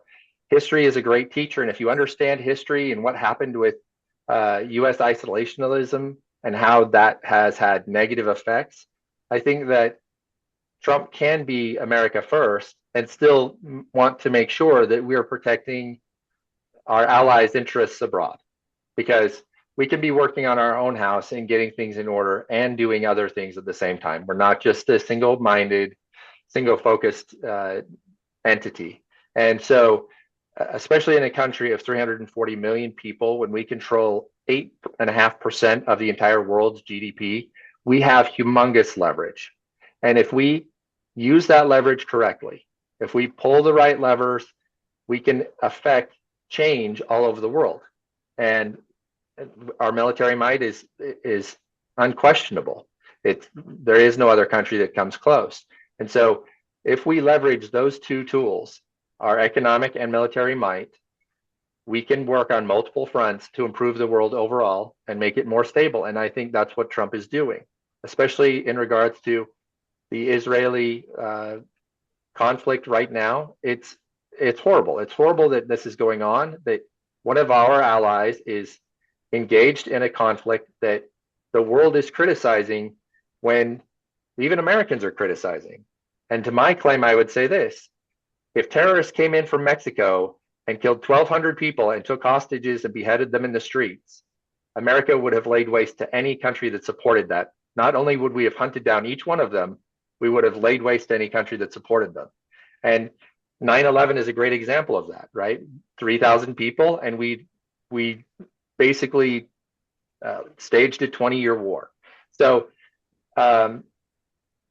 we need to support Israel. We need to be supportive of the actions that they are doing, because in my mind, they are showing great restraint in how they deal with the repercussions of October 7th. But I think Trump understands that isolationism is bad, and that Israel, as an essential ally in the Middle East, needs to be supported as much as we're working on tasks at home. Thank you. And thank you for pushing back on my question. Thomas, you're confronting fellow conservatives. Whether my question is a good one or not, how are you going to do it? So my direct answer to that question is America prioritizes the American economy, American political, geopolitical, and strategic might around the world. The way we do that includes embracing Israel, enabling Israel, and collaborating for future both military objectives and economic objectives around the world. Let me tell you a quick story. I know this because of friends who are in the Trump administration right now. They told me, do you remember when Trump ordered the hit on Iran's nuclear facilities, that strategic B-2 bomb that wiped down the gut of Iran's nuclear facilities? Well, guess who America collaborated with to actually turn off the internet in Iran? Let's just say we have friends who look a lot like you, Jonathan. I don't know if that's true or not. I don't know if that's true or not. I do. It is. I just want to say that I was Elizabeth, let him finish. So you're gonna. So our ongoing military might is exponentially increased with our ongoing collaboration with Israel, and we need to continue to do so. Obviously, as United States Senator from North Carolina, our priority is the United States, will always be the United States, and we can do that by enabling Israel, collaborating with Israel.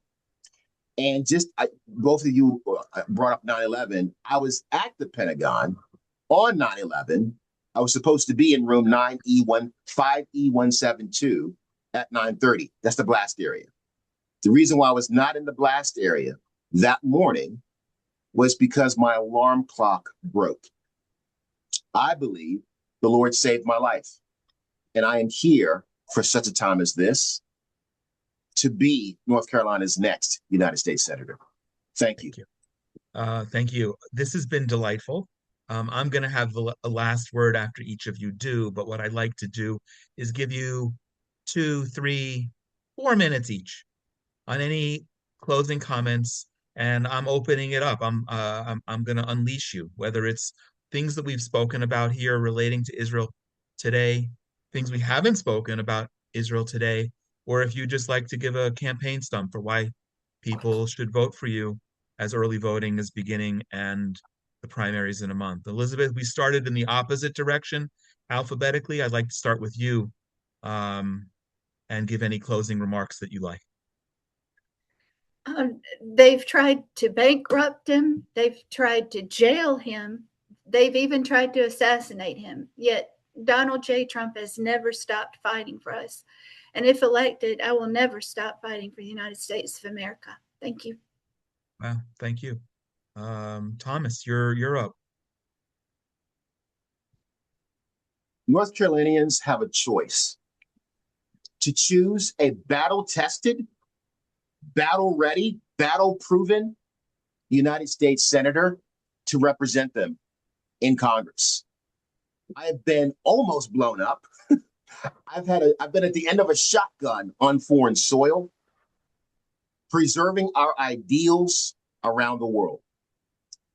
I'm an entrepreneur and I teach MBAs both nationally and internationally to further business and expand opportunity for their businesses. I can bring that same mentality to North Carolina. Please elect Thomas Johnson. Go to text Johnson on your cell phones. Text Johnson, JOHNSON, to 53555. Text Johnson to 53555. Make Thomas Johnson the next United States Senator from North Carolina to preserve and defend and expand opportunities for North Carolinians. Thank you.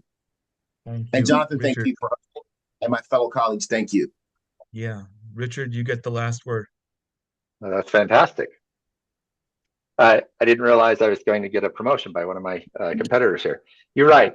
North Carolina does deserve a person that has come from nowhere, worked his way up, and become a success story in America. But more than that, and especially with U.S.-Israeli relations, we need to discourage and even punish anti-American, anti-Israeli sentiment by governments, NGOs, and other institutions. That includes our higher education that is supporting and passively endorsing anti-Semitic behavior and actions. The alliance between the U.S. and Israel is not based on convenience. It's based on democracy, rule of law, Judeo-Christian values, innovation, and right of our sovereignty. So we cannot achieve peace in the world without, as long as terrorism is being rewarded, as long as our allies are fighting wars against terrorists, that in some cases are being supported by U.S. allies and U.S. money.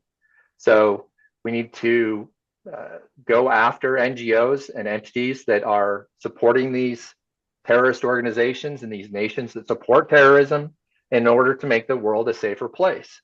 And that can be by reinforcing security, holding people accountable, and economic sanctions in prelude to military action if necessary, to make it clear to the world that we will not support or allow terrorism to continue to exist.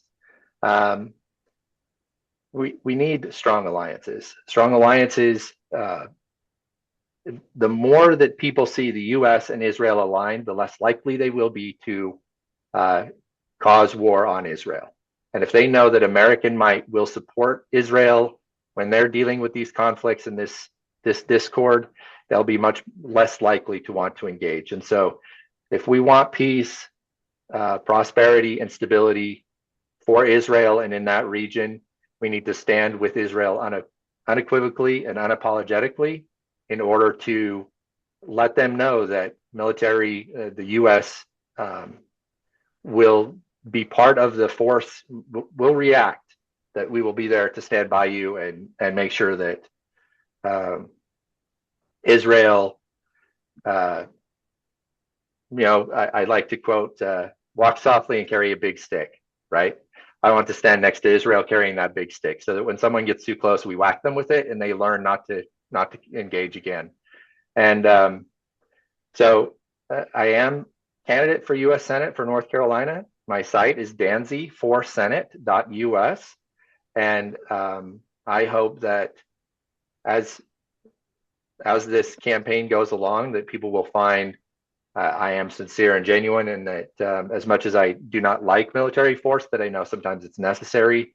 And I think that Israel should be, especially in this conflict, that we can make sure we engage in a healthy way, to not inflame things more, but also not allow this to go unpunished. Thank you, Thomas. Thank you, Elizabeth. Thank you. It's really been an engaging conversation and my privilege to be hosting. What I've heard is a lot of common themes. I've heard general agreement, and that's real nice. I wish the other candidates were here too, had to drop out at the last minute, but it would be wonderful if this were the catalyst for more conversations on Israel and the Middle East and broader topics, and I hope that it will be, because I know people will be following this and listening to your words in replay. I've also heard some subtle but some significant nuanced differences, and that's, I think, where the voters in North Carolina have the job to do. There's a very important choice ahead, next month for the primary, and then in November for the general. But what I'm seeing, I'm glad I'm not a North Carolina voter, because you've all made it a hard choice. So I leave it up to the good hands of the good people of North Carolina. Thank you for giving me the privilege. Thank you to the three of you for joining, making the time today, making this a priority. Thank you for those who contributed financial support so we could do the back office and produce this respectfully and properly, and to everyone who's followed. And we always, again, last plug, visit us at genesis123.co, and we'll see where there are other opportunities that God opens doors for, and I'm real grateful. God bless you all, and God lots bless of you. success to you each.